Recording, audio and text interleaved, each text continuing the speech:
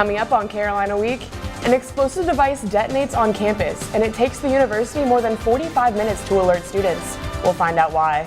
Should the Silent Sam Confederate Monument stay or go? This morning, the Board of Trustees opened the floor to the community to hear from them. And is there such thing as too much pizza? We'll see what Franklin Street businesses have to say about the arrival of even more pizza joints. All this and more, Carolina Week starts right now. From the UNC School of Journalism and Mass Communication, covering Carolina in HD, this is Carolina Week. The campus community is warned of a potentially major threat on campus long after the incident occurred. Good afternoon, I'm Bailey Ingalls. And I'm Tiara Marsh. The Alert Carolina system is our top story tonight. The emergency notification system has been criticized in the past for its delay in sending out important information, and the detonation of an explosive device that injured a faculty member 2 weeks ago is an example of a notification that many felt came too late. Reporter Donnie Holloway went out to find more about the Alert Carolina system, and he joins us live from McCorkle Place. Donnie. That's right, Tiara. I'm here where the incident occurred, and even though it's been nearly 2 weeks, it still has a lot of people talking.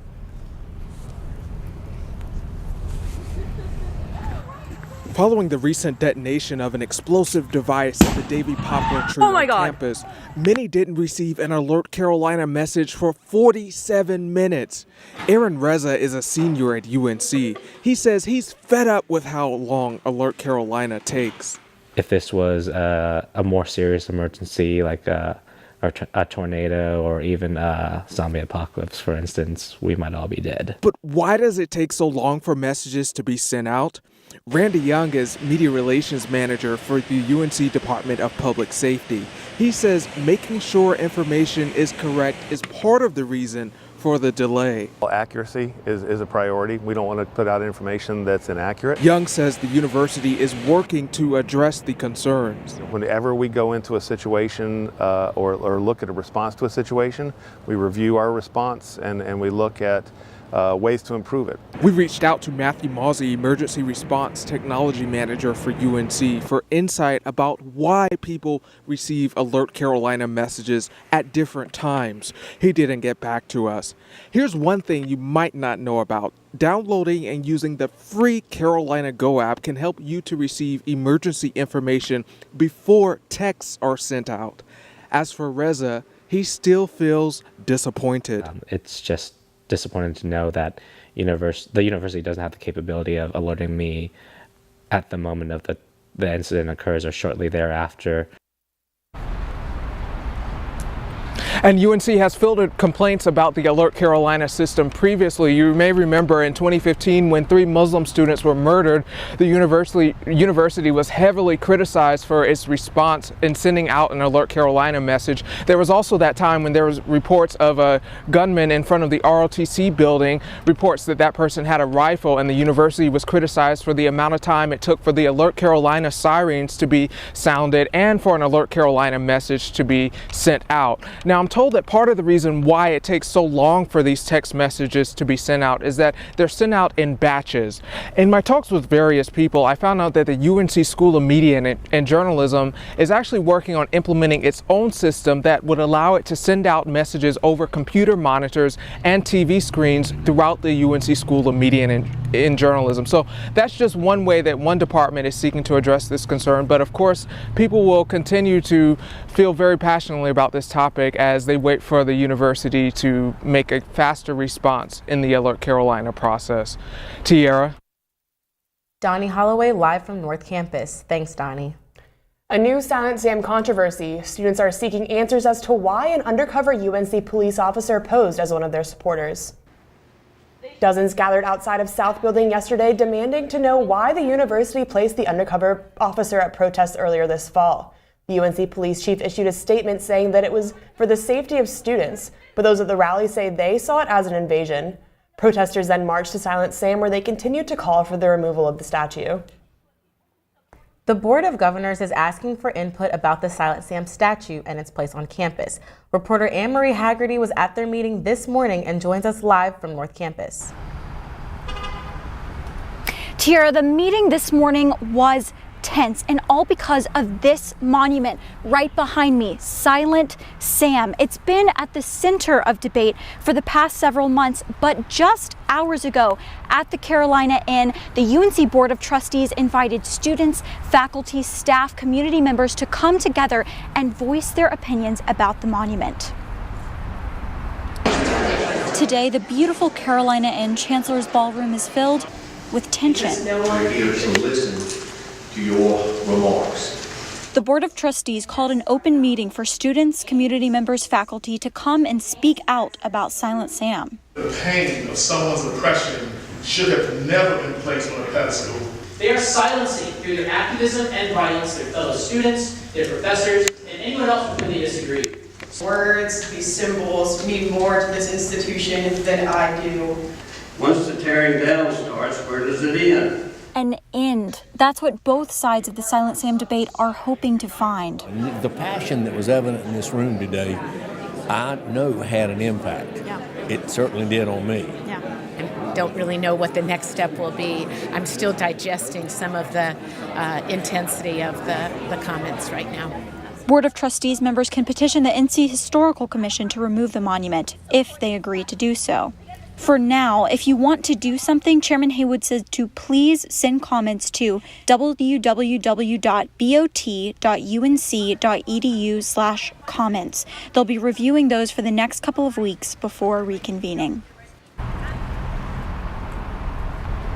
Now, over these next few weeks, the board will be reviewing the comments that were made today, as well as any others that are submitted online. Now, if they get back together and decide that the Silent Sam Monument should go, the next step will be to propose that to the NC Historic Commission. Now, that can't happen until April, so protesters are kind of upset about the delay in that process, but that is our next step if they decide it should go. We'll be following updates as they come in and bring you the latest. Tira? Anne-Marie Haggerty live from North Campus. Thanks, Anne-Marie. It's a topic that's been making the headlines daily: sexual harassment. And if you've been on social media, you've probably seen the hashtag #MeToo, where people acknowledge that they too have been victims of sexual harassment. The hashtag has been posted more than 12 million times.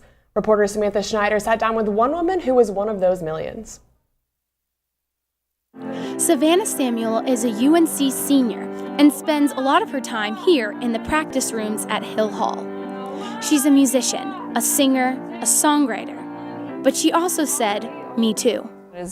Coming here and learning about sexual assault and people not believing survivors, as I went through that very same thing when I was younger. It was a lot of denial. Women began posting the words "Me too" back in October after this tweet by Alyssa Milano went viral. The tweet read, "If you've been sexually harassed or assaulted, write Me too" as a reply to this tweet. So posting that, for me, was just kind of standing in solidarity with everybody else who's gone through it. In the past month, we've seen Hollywood insiders like Harvey Weinstein, Kevin Spacey, and Louis C.K. accused of sexual harassment and assault against women and men. Spacey and CK are just two of the accused and have already had their shows and films pulled from production. As director of the Beacon program, Melinda Manning provides service to those dealing with sexual assault. The part that's so shocking for me is the fact that how quickly a lot of these men have been held accountable. And for women who aren't ready to post Me Too or tell their story, Manning hopes that you remember the only timeline that matters is your own. Samuel says telling her story took time. Everyone's like, well, why didn't you talk about it right when it happened to you? And I was like, well, I was so young, I didn't know what was happening. But today, she's not letting anyone or any moment prevent her from continuing her life. In fact, she says her music and its lyrics have helped her reflect why she decided to say, Me Too. In Chapel Hill, I'm Samantha Schneider reporting.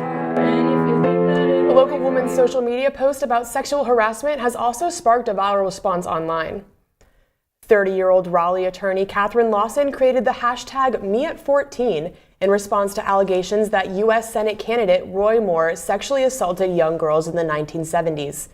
Lawson posted a picture of herself at age 14 to illustrate that a 14-year-old girl cannot consent to sex. Many women have followed the suit, posting pictures of themselves at 14, including celebrities such as Alyssa Milano and Katie Couric. In response to the Roy Moore allegations and other sexual harassment claims, House Speaker Paul Ryan is ordering a mandatory sexual harassment training for all U.S. House or Representative members and staff. The Senate passed a similar resolution for their members and staff last week. A Duke University student group is asking administrators to put an end to hazing activities at fraternities and sororities. The group calls itself the Concerned Black Students at Duke University. They say students seeking admission to black fraternities and sororities are forced to undergo hazing activities. They sent a formal letter to administrators this week claiming the university has turned a blind eye to the practice. Administrators have denied knowing about the hazing, but say they will investigate. Coming up on Carolina Week, 9 pizzerias are on Franklin Street. But more keep opening up. Find out why right after the break.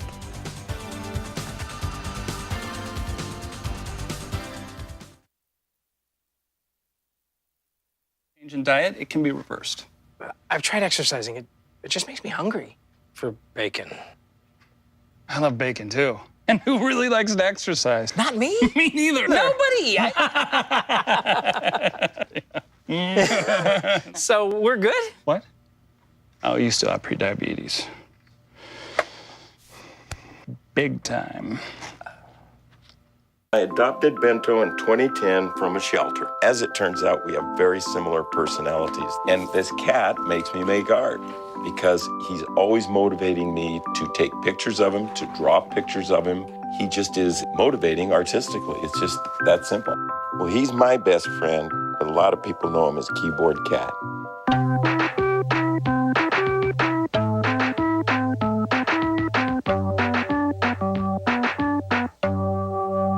It's me, Artie. Come see what I collected from the Creative Galaxy in my idea box. Transform your world. Will you help me make art? Each one of our journeys keeps us young. Before you throw it away, Hey, I have an idea.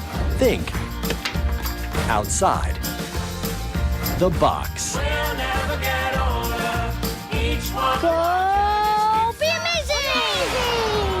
Give your cardboard box another life. Recycle.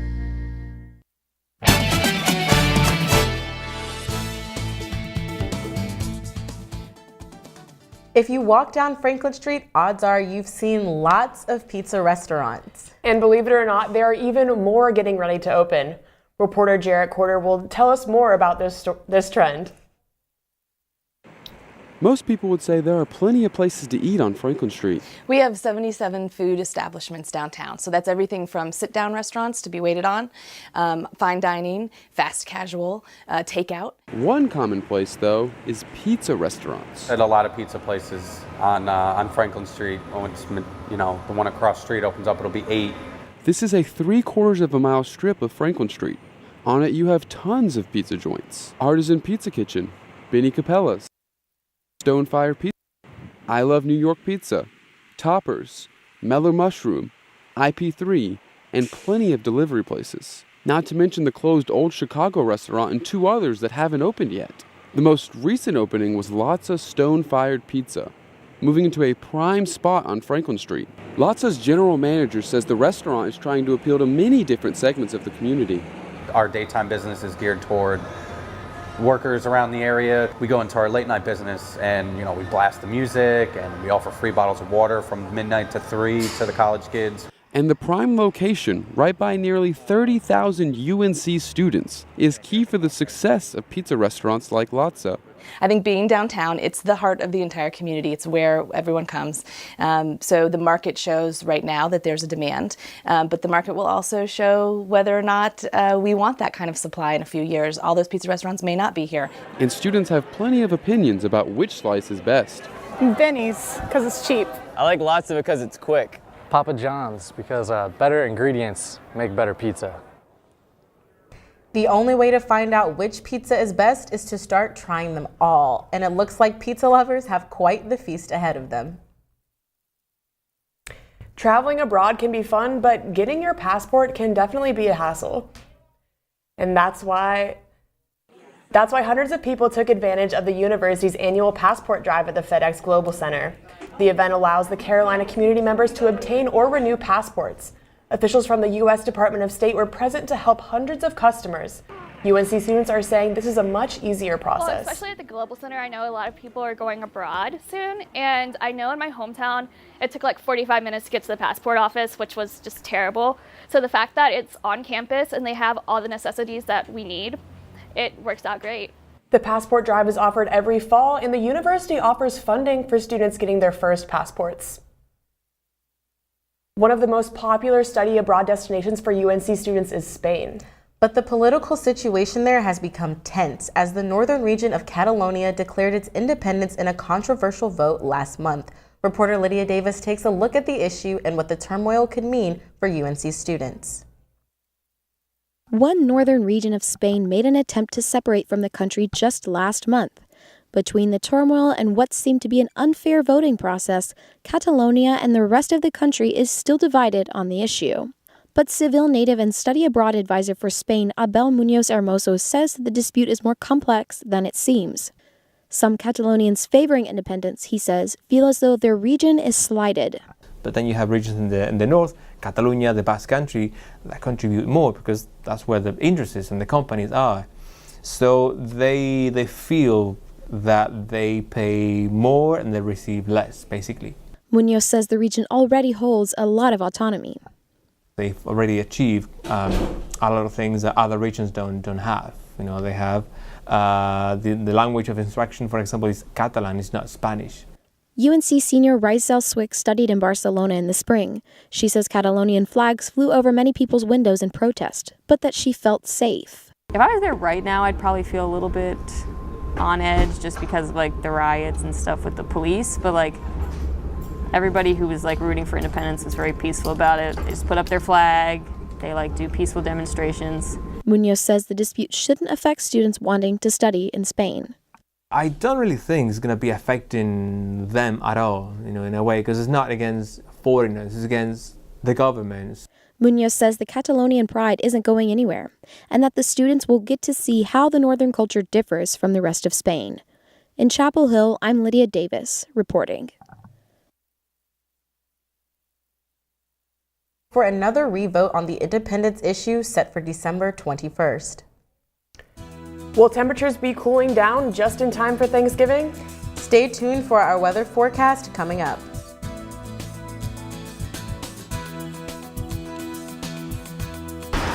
Look at you. You're at the top of your game. You're unstoppable. Nothing can throw you off track. Wait, is that your car? Uh-oh. Yeah, I saw that coming. That will throw you off track. You're looking at around 10 grand in fines, legal fees, and increased insurance rates. Let's try this again. Smart move. Because buzz driving is drunk driving.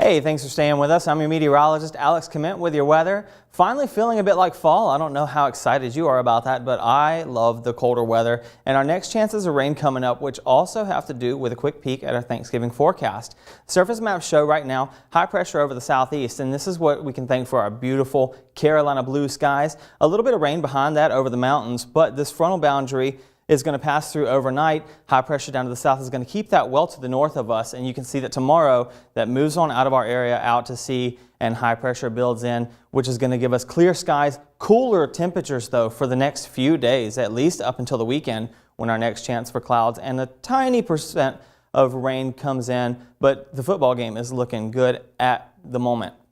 Today 53 degrees, sunny with a few clouds, winds light and variable. A few more clouds will build in as we go overnight, but will drop into the upper 30s with light winds 5 to 10 miles an hour. And then for your breakdown of tomorrow, a clear sky from start to finish, beautiful day. Chilly start though, 44 degrees at 8 a.m., warming up to 62 by noon, but back down into the upper 50s by 5. And then I know that it's a little bit presumptuous to go ahead and talk about this over a week away, so don't put all your eggs in one basket yet, or I should say your turkey in the fryer. But right now, Thanksgiving's looking really great. Partly cloudy skies, a high of 55.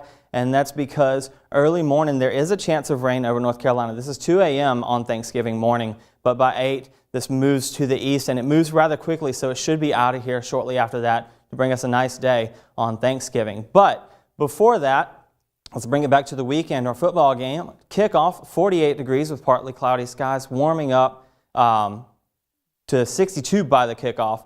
And then for your post-game, 57 degrees. So a great day for a ball game, if I do say so myself. And then the week ahead, you can see our 5-day forecast is nice, clear across the board, except for Saturday, a 10% chance of rain.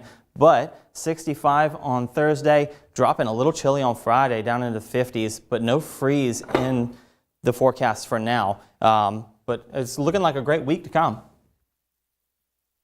All right, so I know now it is UGG season. It is UGG season. I knew that you would be so excited to hear that. Thank you so much, Alex. Absolutely. When Carolina Week returns, the injury bug bit UNC basketball once again this week.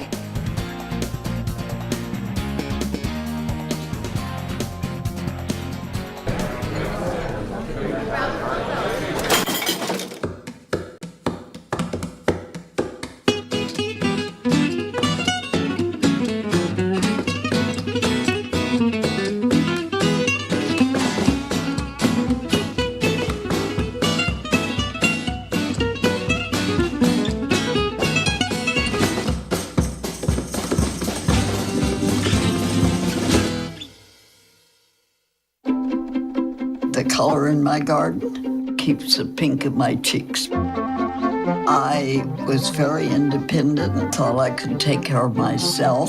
I fell and I had to have Meals on Wheels. They're my savior.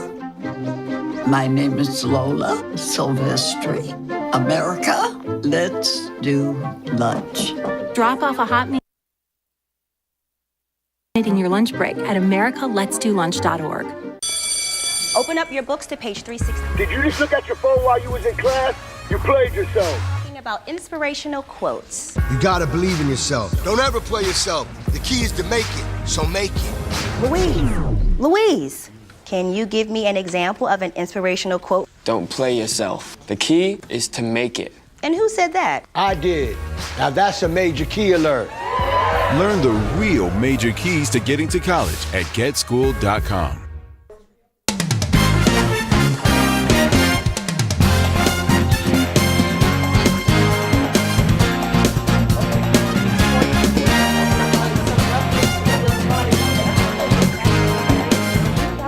One of their starters for the foreseeable future. During practice, the team announced that forward Cameron Johnson had torn his meniscus and would have surgery today. The injury is the same one suffered by guard Kenny Williams, which kept the junior guard out for the last half of the 2017 season. However, Johnson couldn't return to the court by tournament time, as the timetable for surgery recovery is approximately 3 to 4 weeks. On Monday, Dr. Belle Whelan, president of SACS, personally reached out to Chancellor Carol Folt to refute an article written by the News and Observer's Dan Kane, which stated that SACS was reopening its investigation into the university. SACS' original investigation put UNC's accreditation at risk, and Whelan apologized to Folt for any anxiety Kane's article caused. Before we get back to the heels, we have some major news regarding NC State guard Braxton Beverly. The NCAA recently announced that Beverly would be allowed to play this season after previously ruling him ineligible due to transfer rules. Beverly, who originally committed to Ohio State, had started taking classes there when he decided to transfer due to the departure of Buckeye head coach Thad Matta. The NCAA originally ruled that the classes tied Beverly to OSU and were going to force him to sit out the season. But getting back to Chapel Hill, tonight the men's basketball team will play its second game of the season against the reigning Patriot League champs, the Bucknell Bison. Bucknell brings an experienced team into the Smith Center. They return all 5 starters from last season's 26-8 campaign. Bison don't back down from a challenge. They took 4-seed West Virginia down to the wire, only losing by 6 to the Mountaineers in the first round of the 2017 NCAA tournament. And watch out for electric guard Kimball McKenzie. He can shoot the lights out. And if you thought you'd seen the last of Colorado after the women's basketball team dispatched the Buffs in overtime Sunday, not so fast, my friend. The player to watch out for is Taylor Korniak. Korniak is a monster for the Buffs, getting the ball into scoring position with ease. When she gets into the box, shots start flying, as Korniak ranks 17th in the nation in shots per game. Korniak doesn't just shoot, though. She has the ability to tickle the twine, and she's second on the team in goals. Carolina better bring their A-game defensively if they want to mark her. But women's soccer isn't the only team in hot pursuit of a championship. The field hockey team will be traveling up to Louisville this weekend to play in their 9th straight Final Four. But the Heels will have their work cut out for them as they face the field's #1 overall seed, the UConn Huskies. UConn is undefeated on the year at 21-0 and will be gunning for revenge as Carolina defeated the Huskies in the national semifinals last year. Peyton, we're down Cameron Johnson, Joel Berry. What do you think the season's going to look like for the UNC basketball team? I don't know. It's going to be tough. I do think a lot of players are stepping up. I think Luke May is going to be key for the team this year. Brooks, I think, is going to be great. So I think we have some players to hold on to, but it's definitely going to be a challenge without those 2 starters. Great. An awesome analysis by Peyton Walker. Thanks so much, Peyton. Thanks. The social media site, famous for its strict character limit, is now giving users more room to say what's on their minds. That story is coming up next.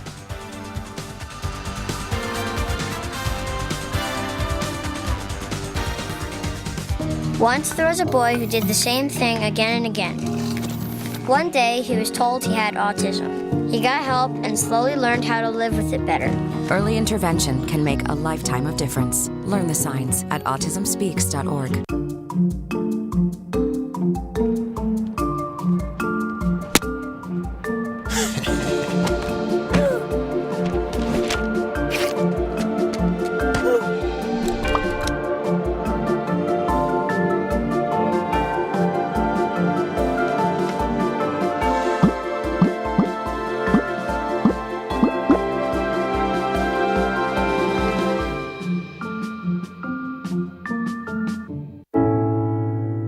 When I was 6, my days were spent playing basketball. When I was 6, my dream was to make it to the NBA. When I was 6, my mom had a stroke. I'm Paul George, and I want you to spot a stroke fast. F, face drooping. A, arm weakness. S, speech difficulty. T, time to call 911. Protect the ones you love. Spot a stroke fast. I just moved in with this family, and it's embarrassing. The little one, he likes to go outside and crawl around in the giant litter box. I don't know what he's doing. Oh, poop already. You're making me nervous.